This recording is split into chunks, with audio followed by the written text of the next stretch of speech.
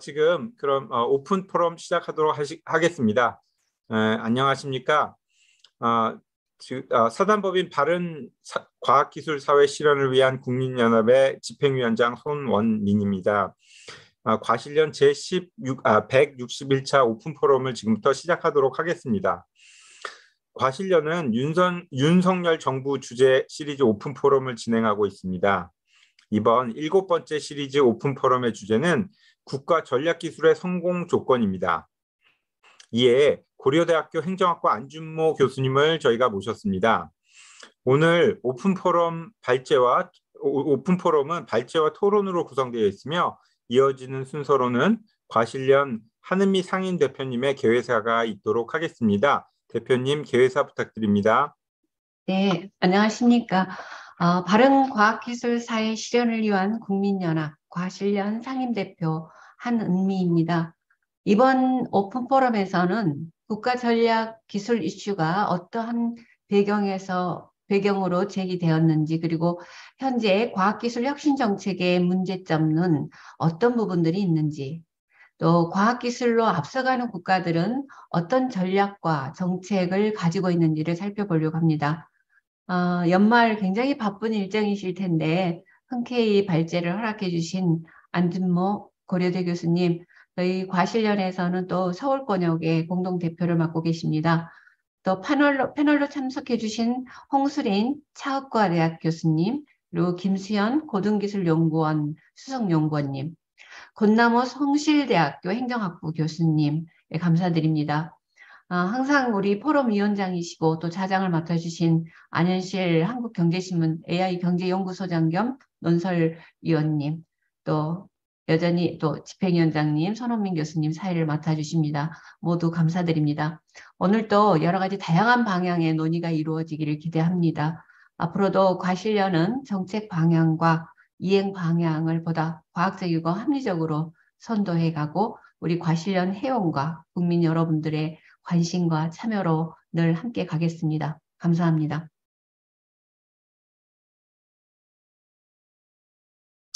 네, 상임 대표님 교회에서 잘 들었습니다. 지금 이렇게 이번에 오픈 포럼 개회를 했고요. 다음은 발제를 맡으신 안준모 고려대 교수님 발표가 있겠습니다. 발표에 앞서 안준모 교수님 양력을 간단히 소개해드리도록 하겠습니다. 안준모 교수님께서는 서울대학교 공과대학 응용학부에서 학사를 하셨고요. 그리고 이후에 University of Cambridge에서 기술경영 박사를 하셨습니다. 그리고 전 서강대학교 기술경영전문대학원 학과장, 기술경영 연구소장을 역임하셨고요. 서강대학교 기술경영전문대학원의 과학기술정책센터장을 역임하셨습니다. 그리고 현재는 고려대학교 정부학연구소 혁신정책연구원 센터장을 맡고 계시며 현재 또한 고려대학교 정경대학 행정학과 부교수로 재직 중에 계십니다. 저희 오늘 포럼을 통해서 안준모 교수님을 모시도록 하겠습니다. 안준모 교수님 발제 부탁드립니다. 네, 안녕하십니까. 너무 소개를 잘해주셔서 감사합니다. 고대행정학과의 안준모라고 합니다. 오늘 주제가 이제 국가 전략 기술의 성공 조건인데요. 제목은 거창하지만 앞으로 이제 과학기술계가 생각하는 그런 방향으로 정책이 잘 기획되고 집행됐으면 좋겠다는 내용을 담아봤습니다. 괜찮으시면 제가 화면 공유를 하고 말씀을 드리도록 하겠습니다.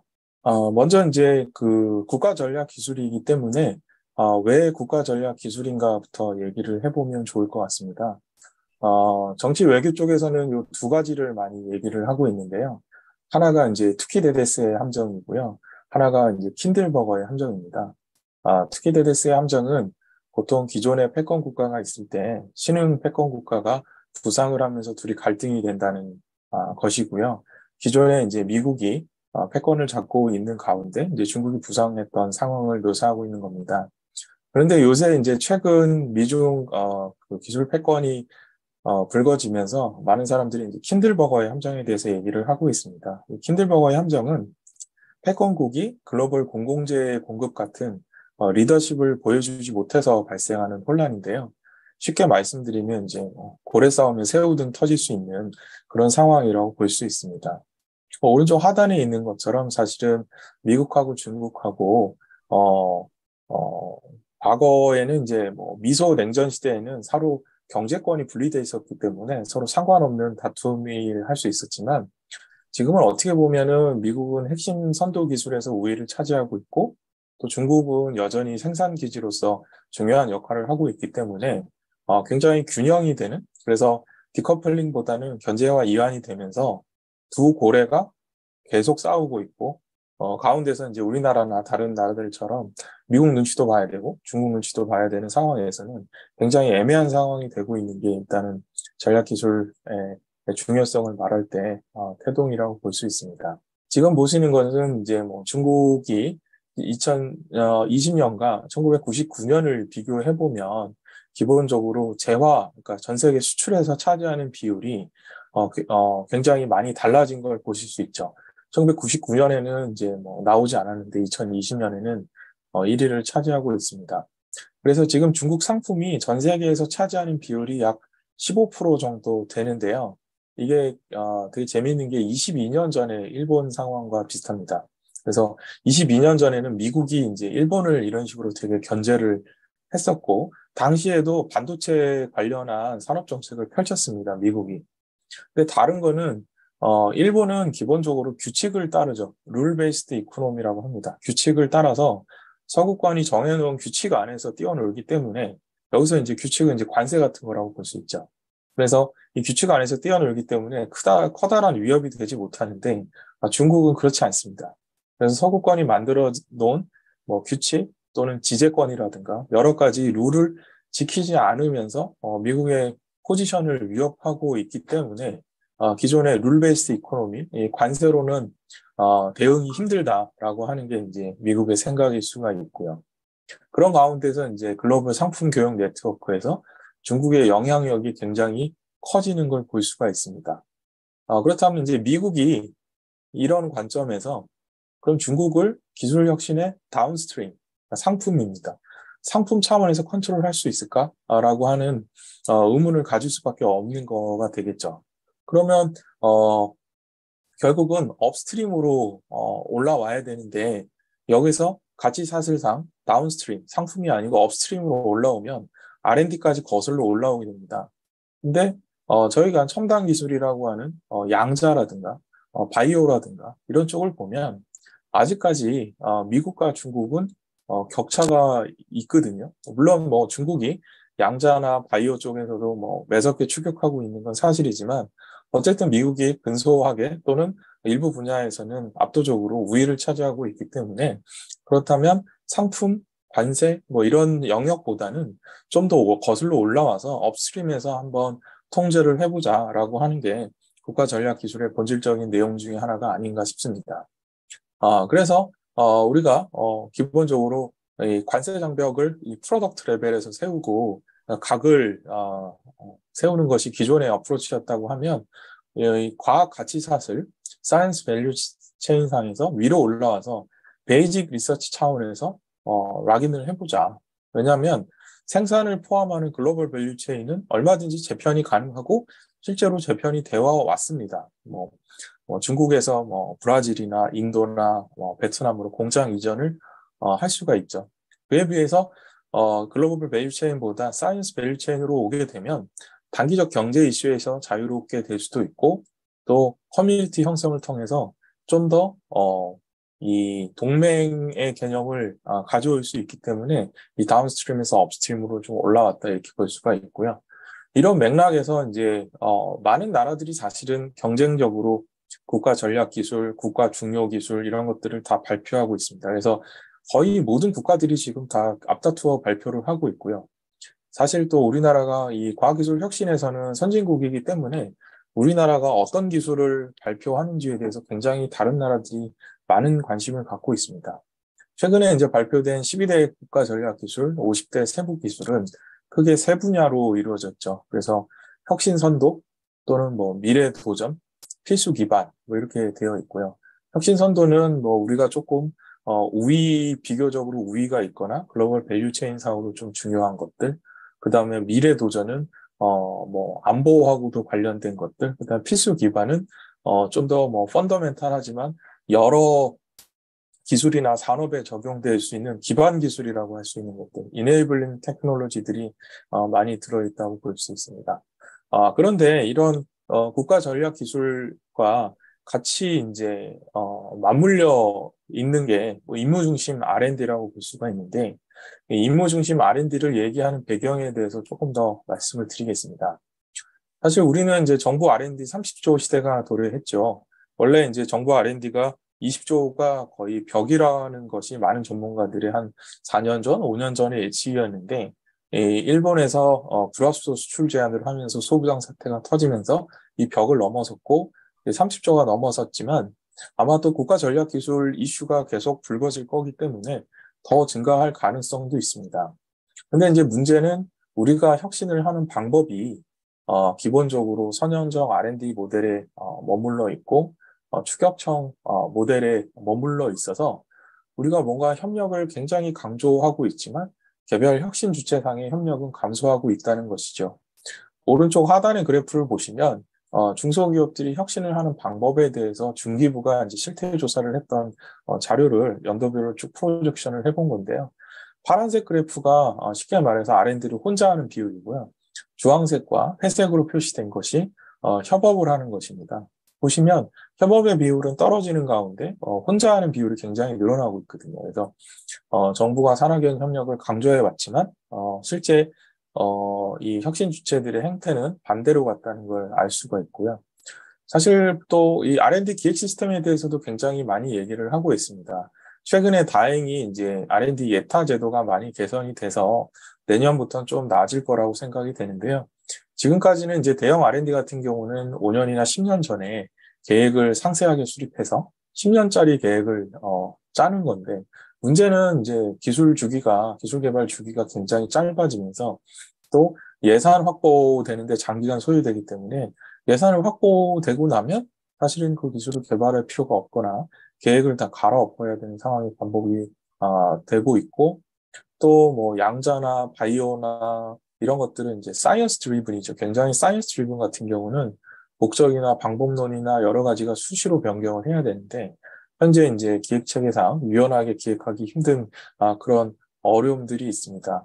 뒤에도 말씀드리겠지만 이제 평가도 문제죠. 그래서 저희가 이제 평가를 하는 것이 아무래도 뭐 국민의 세금으로 이루어지는 공공 섹터의 R&D 투자이기 때문에 필요하다는 것에 대해서는 연구자나 사회나 저희가 다 동의를 하지만 어떤 종류의 평가를 하고 있는지에 대해서도 한번 생각을 해봐야 될 것 같고요. 또 연구자들이 어떤 행동 변화를 일으키는지도 뒤에 또 말씀드리겠지만 저희가 살펴보는 것도 굉장히 중요합니다. 그럼 선진국은 뭐 이런 비슷한 고민을 사실을 안 한 게 아닐 텐데요. 어떻게 알고 있는지를 조금 살펴보면 저희가 앞으로 어떻게 해야 될지에 대한 힌트도 얻을 수 있을 것이라고 생각됩니다. 사실 현재 이제 미국의 이제 양자 기술에서 압도적인 우위를 점하고 있지만 미국의 양자 기술은 거슬러 올라가면 한 40년 정도 전까지 거슬러 올라가게 됩니다. 그래서 미국의 이제 과학재단에서 실리콘 기반 컴퓨팅 한계를 예측하고 차세대 컴퓨팅 기술 개발에 대한 여러 가지 이제 기초 연구를 지원을 하는데 사실 DNA 컴퓨팅이나 양자 컴퓨팅이나 몰레큘레어 컴퓨팅이나 여러 가지를 연구를 하면서 양자 컴퓨팅의 가능성을 확인을 하고 그 다음에 구체적인 기술을 개발하고 또 여기서 확대해서 양자 정보 기술을 개발을 하면서 기본적으로 우리가 R&D 기획에서 가장 중요하게 생각해야 되는 것, 기획 단계를 거치면서 점점 구체화되고 이 과정에서 불확실성이 감소된다라고 하는 프로세스를 꾸준히 이제 40년간 해온 거고요. mRNA 백신도 마찬가지죠. 저희가 뭐 모더나가 어느 순간 갑자기 코로나 터지자마자 개발한 것이 아니고요. 거슬러 올라가면 89년에 그 전에 이제 미국 국립보건원에서 다양한 기초연구 지원을 했었고 89년에 이제 mRNA 백신이라는 것이 가능할 수도 있겠다라는 것을 확인을 하고 그 이후의 프로세스는 앞에 양자에서 살펴본 것처럼 불확실성을 감소화시키고 구체화하는 작업을 꾸준히 이어왔습니다. 그래서 2012년에도 다르파에서 모더나의 이제 mRNA 백신에 대한 기술 개발을 지원한 적이 있었고요. 이런 이제 펀더멘탈이 갖춰져 있었기 때문에 코로나가 터지고 모더나나 화이자가 이 mRNA 가지고 있던 RNA 백신 기술을 바탕으로 백신을 성공적으로 개발을 할 수 있었던 것이라고 요약할 수 있습니다. 그래서 이러한 해외 사례들이 저희한테 시사하는 것들은 기본적으로 굉장히 롱텀의 안정적인 파이프라인이 중요하다라고 하는 것이고요. 지금 보시는 그림은 저희가 뭐 기술 경영에서 많이 얘기하는 소위 말하는 퍼지 프론트 엔드라고 하는 겁니다. 그러니까 우리가 리서치를 하고 어플라이드 디벨롭먼트를 하고 프로덕트를 한 다음에 마케팅을 한다는 선형 모델이 대략이 맞을 수는 있지만 이 퍼지 프론트 엔드, 즉 아이디어 제이션하고 리서치하는 단계는 굉장히 꼬여 있는 굉장히 복잡한 구조라는 것이죠. 그래서 때로는 앞으로 갔다 뒤로 가야 될 수도 있고 때로는 여러 가지 방법론이 병행돼야 될 수도 있기 때문에 어떤 새로운 어프로치가 필요하다라고 말씀을 드릴 수가 있습니다. 그래서 이런 우리나라 R&D 시스템이 갖고 있는 여러 가지 어려움이라든가 해외 사례들을 보게 되면 앞으로 국가 전략 기술을 어떻게 해야 될지에 대해서 생각해 볼 수가 있는데요. 저는 크게 한 4가지 필러를 생각을 해봤습니다.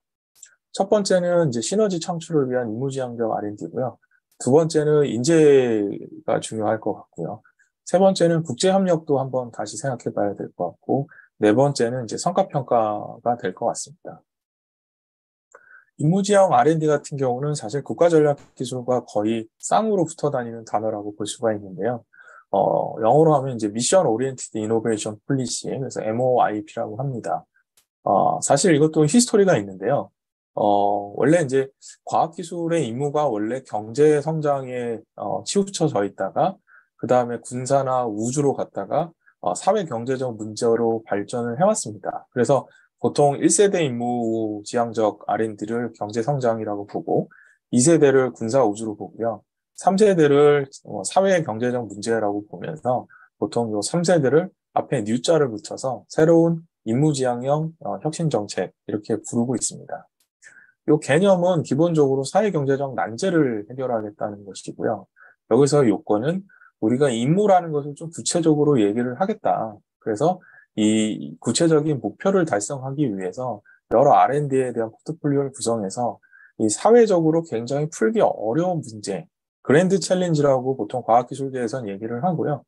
뭐 행정이나 사회학에서는 어려운 문제, 그래서 또는 사악한 문제, 위키드 프로블럼이라고 얘기를 합니다. 그래서 이런 것들을 풀기 위해서 하는 건데 여기에 이제 추진 방식은 난제 해결을 하기 위해서 임무 디자인, 그다음에 중요한 게 이제 로드맵을 설정을 하고 상향식, 하향식 접근을 혼용하고 또 하나의 현상에 하나의 어떤 정책 수단을 도입하는 하나의 처방보다는 여러의 정책 수단을 혼용하는 폴리시 믹스를 도입하고 구체적인 수행 방안은 국가가 가이드라인을 주지 말고 민간에서 자유로운 아이디어를 낼 수 있도록 연구자나 기업이 주도적으로 제안하도록 하라라고 하는 게 이제 새로운 임무지향적 정책이고요. 사실은 이 3세대 그 새로운 임무지향적 정책은 유럽이나 아니면 영국이나 이런 데서 많이 하고 있습니다. 그래서 이걸 주창했던 학자 중에 하나가 마츠카토라고 하는 분이고요. 그림에서 보시는 것처럼 거대 난제가 있으면 이 거대 난제를 풀기 위한 미션과 임무와 프로젝트를 명확하게 하고 이 난제 설정 워크숍에서는 문제를 식별하고 과제 디자인에서는 해결 솔루션을 내놔서 가운데서 만나는 미드업 어프로치로 문제를 풀자라고 하는 거고요. 그래서 2019년에 이제 더 그랜드 챌린지라고 하는 이무지향형 정책이 시작이 됐습니다. 그래서 1라운드가 4개의 주제를 뽑았고요. 고령화 사회부터 인공지능, 친환경 성장, 미래 모빌리티. 그래서 어떻게 보면 사회 문제이기도 하고 경제 발전하고 연결된 이슈들도 있지만 이런 거를 뽑은 상태가 있고요. 미국은 조금 결이 다릅니다. 미국은 이제 3세대, 유럽이 이제 3세대를 하고 있는 반면에 2세대를 하고 있다고 보시면 될 것 같은데요. 아까도 말씀드린 것처럼 미중 무역 갈등이 나면서 중국과의 경쟁에서 기술 패권 유지나 격체 확대를 하는 것을 커다란 문제로 삼고가 있고요. 그 때문에 이제 뭐 엔들리스 프론티어법, 그다음에 상하원에서 그게 이제 합쳐지면서 반도체 및 과학법이 이제 2022년에 결국 이제 완성이 되면서 반도체 제조 또는 세금 공제, 핵심 기술에 대한 R&D 관련 부처의 예산 확대 기술 육성 지원을 위해서 NSF에 이제 소위 말하는 기술국을 세우는 이런 내용들이 다 들어가 있습니다.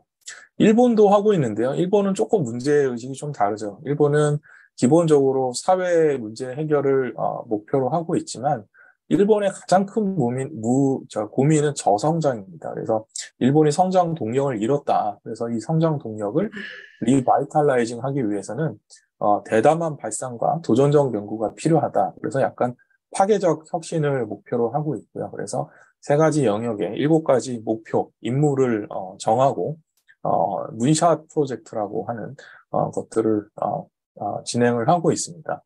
그러면 이제 지금 살펴보신 것처럼 사실 영국이나 미국, 일본의 MOIP, 임무지향형 R&D가 조금씩 다르다는 걸 볼 수 있는데요. 그럼 우리나라의 MOIP는 어떻게 달라야 될지도 좀 저희가 생각을 해봐야 될 것 같습니다. 뭐 보시는 분마다 아마 관점이 다르시겠지만 저는 한국이 임무 중심 R&D가 필요한 이유 중에 하나를 부처 간의 갈등으로 봅니다. 보시는 것처럼 사실은 부처마다 고유한 이해관계자가 있거든요. 근데 이제 문제는 지금 나오는 국가 전략 기술들은 어떤 특정 부처에 해당되는 기술도 아니고 특정 산업에 들어가지도 않습니다. 대표적인 게 인공지능이죠. 인공지능은 기술 자체도 중요하지만 모빌리티에도 들어가고 뭐 모든 분야에 다 들어간다고 볼 수가 있죠. 그러니까 이런 경우가 생기면 결국은 이런 파편화된 어떤 부처 중심의 도메인 행정 때문에 갈등 비용이 생기고 이 갈등 조정 비용을 누가 부담할 것인가 이슈에 있어서 결국은 연구개발자나 기업이나 이 기술을 이끄는 주도하는 측에서 이 갈등 조정 비용을 부담해야 되기 때문에 이 부분이 이제 전가가 되는 게 문제가 될 수 있고요. 그래서 이제 지금 그림에서 보시는 것처럼 이 칸막 이식 행정이 항상 문제가 됩니다. 지금 이제 보시는 거는 기술 사업하고 관련된 여러 부처의 뭐 정책이나 제도나 뭐 이런 것들을 스태프에 이제 손수연 박사님께서 프로젝션 해주셨던 건데 보시면 이거는 하나의 굉장히 작은 분야고요. 이거를 여러 분야로 합치게 되면 사실은 뭐 저희가 한 장의 슬라이드로 보여줄 수 없을 만큼 굉장히 복잡하게 꼬여 있고 법들이 좀 분리가 되어 있는 걸 볼 수 있습니다. 그래서 요약해서 말씀드리면 이 임무지향형 혁신 정책이 중요한데 나라마다 사정이 다르다. 그래서 미국은 경제 성장과 군사 안보에 아직은 머물러 있고요. 아무래도 이제 미중 패권을 가장 큰 이슈로 보고 있기 때문에 영국이나 유럽은 사회적 난제 해결, 일본 같은 경우는 1세대, 3세대, 그래서 일본의 성장 동력에 대한 재점화 정도가 될 것 같고요. 사실 우리나라는 지금 다 하고 있다고 보면 됩니다. 경제 성장도 하고 있고, 안보적인 이슈도 있고, 사회 문제 해결도 있고, 여기에 사실은 저는 하나 더 보탠다고 하면, 부처 간 이기주의 극복을 위해서도 인문중심형 R&D가 필요하다고 생각이 되는데요. 그 이유 중에 하나는 지금 사실은 소위 말해서 과학기술혁신부처는 여러 부처가 하고 있습니다. R&D를 하고 있는 부처가 19개 부처청이 되는데요. 이 19개 부처청이 각자의 법과 각자의 제도와 각자의 예산을 갖고 종적으로 정책을 추진하고 있어요. 그거는 이제 우리가 소위 말해서 부처가 도메인 행정을 하고 이 주요 이해관계자가 딱 국한이 되어 있기 때문이죠. 저희가 왜 임무지향형 R&D가 필요하냐?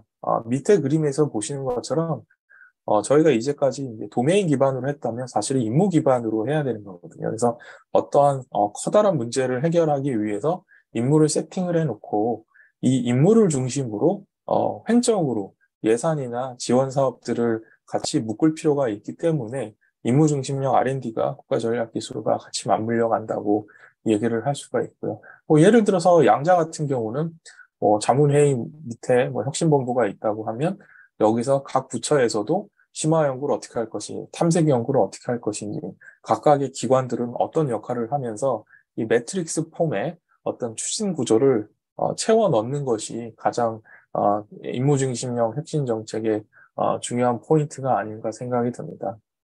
두 번째는 인재 중심인데요. 아무래도 이제 국가 전략 기술을 얘기를 하면서 반도체 학과를 얘기를 했기 때문이죠. 저희가 이제 과학기술 성과를 얘기할 때 논문이나 특허 위주로 많이 얘기를 하지만 사실 R&D는 자전거 타는 또는 수영하는 것 같은 암묵지 말이나 글로 표현할 수 없는 종류의 지식을 다루는 영역이거든요. 그래서 100% 논문이나 특허로 말이나 글로 설명되지는 않습니다. 그러면 말이나 글로 설명되지 않는 부분이 어디에 남느냐? 사람에게 남게 되겠죠. 그래서 결국은 R&D의 가장 중요한 성과는 논문이나 특허도 중요하지만 사람입니다. 여러 사례가 있는데요. 우리나라에서 예전에 뭐 G7 프로젝트 같은 경우도 물론 성공한 프로젝트도 있고 실패한 프로젝트도 있겠지만 한 95년, 97년에 했던 프로젝트인데 그때 프로젝트 기사에 났던 뭐 여러 사람들을 보시면 결국은 거기 참여했던 분들이 중요한 프로젝트를 다 이끄셨던 분들이거든요. 남는 게 사람이죠.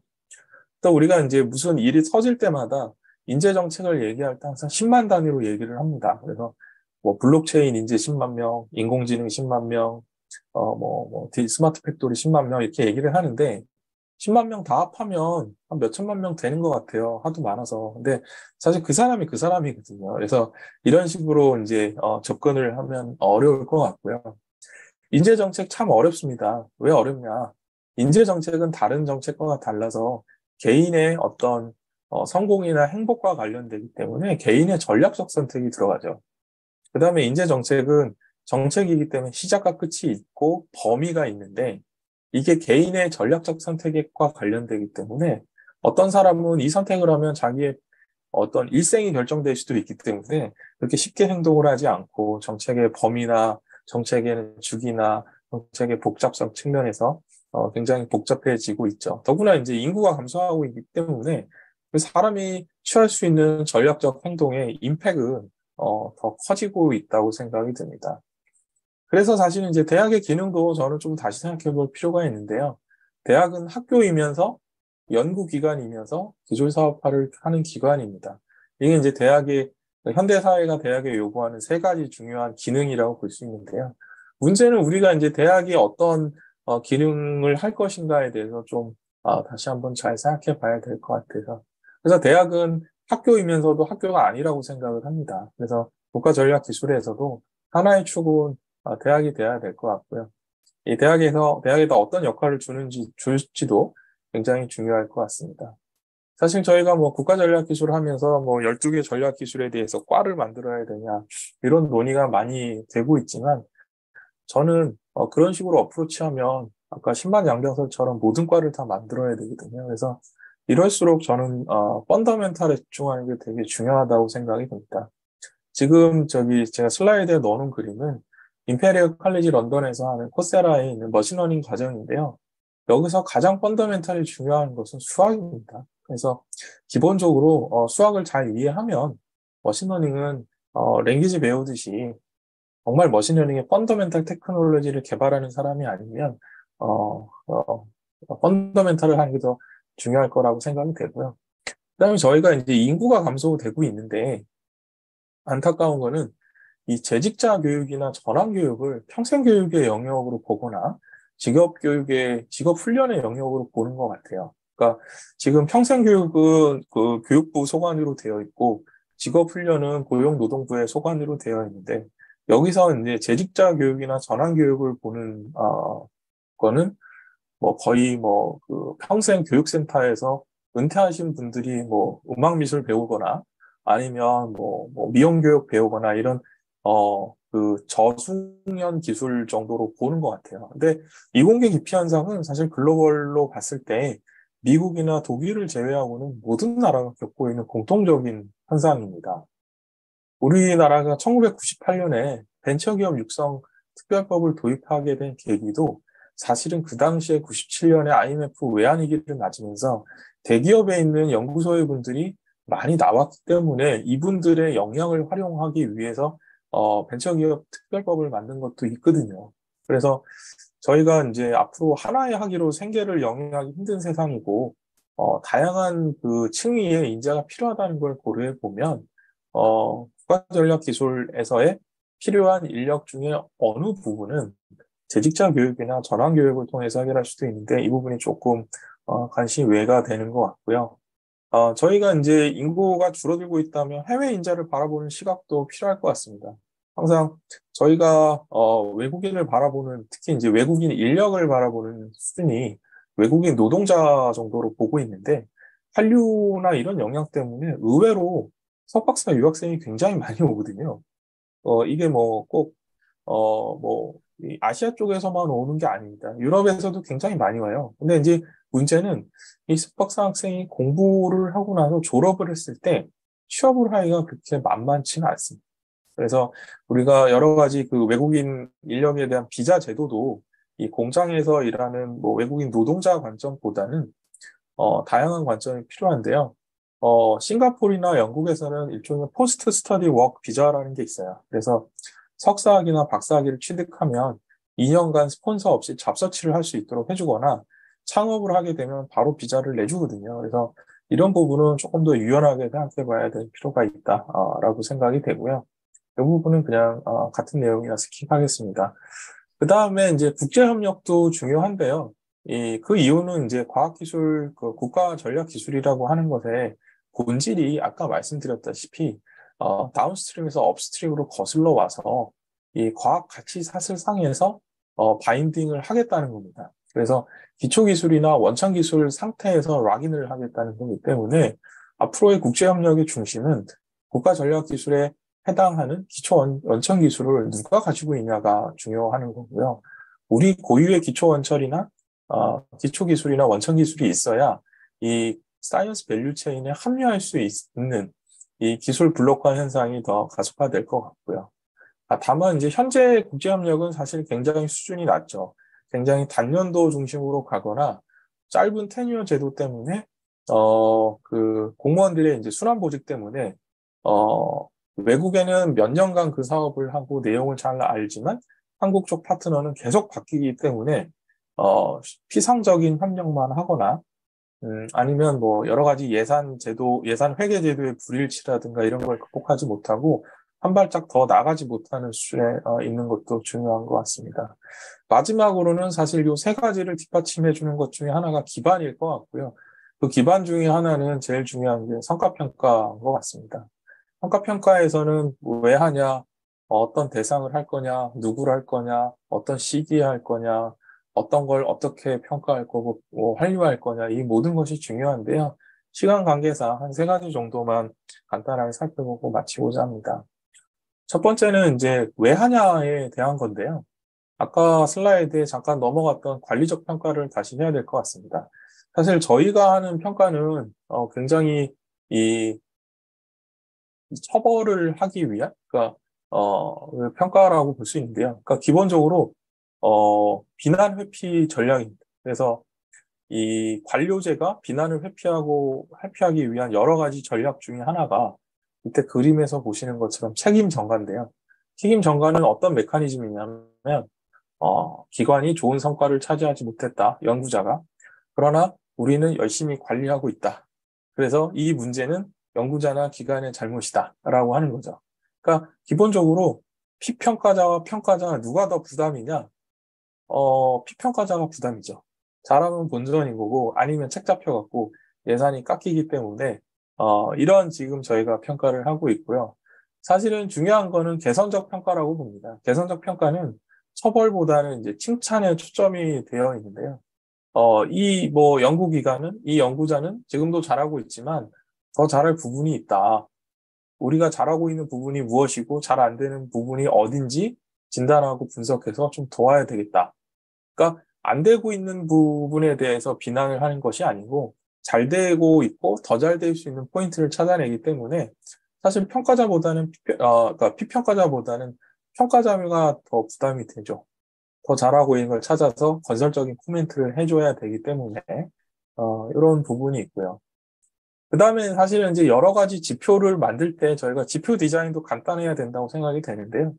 공공성, 책무성, 효과성, 효율성, 수월성에 이제 임무 중심 R&D 되면 임무까지 더 봐야 됩니다. 근데 문제는 여기서 책무성과 효율성, 수월성과 효과성 이런 것들이 어떻게 보면 사실 양립할 수 없는 가치들인데 하나의 프레임으로 이건 몇 점, 이건 몇 점 이렇게 보다 보니까 평가 지표는 굉장히 많고 달성하기 힘든데 결론적으로는 평가 지표가 높아도 좋은 과제가 아닌 이 불일치가 계속 나타나죠. 그래서 저는 임무지향형 R&D에서는 평가 지표를 과감하게 줄이고 임무 중심으로 굉장히 간단하게 보는 게 오히려 더 필요하다고 보고요. 그 이유 중에 하나는 평가 전략이 트레이드 오프가 있습니다. 그래서 우리가 어떻게 보더라도 놓치는 부분이 있어요. 그래서 우리가 PCR 검사를 2번을 하죠. 폴스 포지티브가 있고 폴스 네거티브가 있기 때문에 어쩔 수 없습니다. 그래서 통계적으로 나올 수 있는 걸 줄이기 위해서 2번에서 줄이는 건데 평가도 마찬가지죠. 간단한 수적 지표가 좋습니다. 또 임무를 어떻게 평가할 것인가도 결국 환류 측면에서 연결이 되는데요. 사실 우리가 엄청나게 많은 종류의 평가를 하고 있습니다. 뭐 연구 시작할 때 뭐 평가도 하고 중간 평가도 하고 마칠 때 평가도 하고 특정 평가도 하고 여러 가지 평가를 하는데 평가를 해서 긍정적인 혜택을 얻은 케이스가 있는지 잘 모르겠어요. 그러니까 뭐 안 좋은 케이스는 있을 수 있겠죠. 예산을 자르거나 규모를 축소하는 근거로 쓰니까. 근데 저희가 평가를 잘 받았을 때 예산이 늘거나 더 좋았던 케이스가 많았나? 아니면 그 평가에 대한 수용성이 있을 수 있는가? 이런 부분도 한번 고민을 해야 될 것 같고요.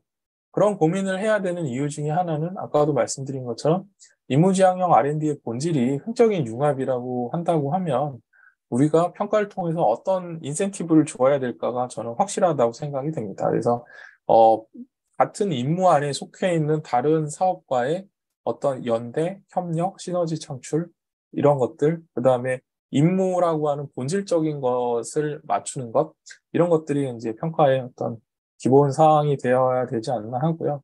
이 네 가지가 이제 임무 중심 R&D를 통해서 국가 전략 기술의 어떤 성공을 견인할 수 있다고 생각됩니다.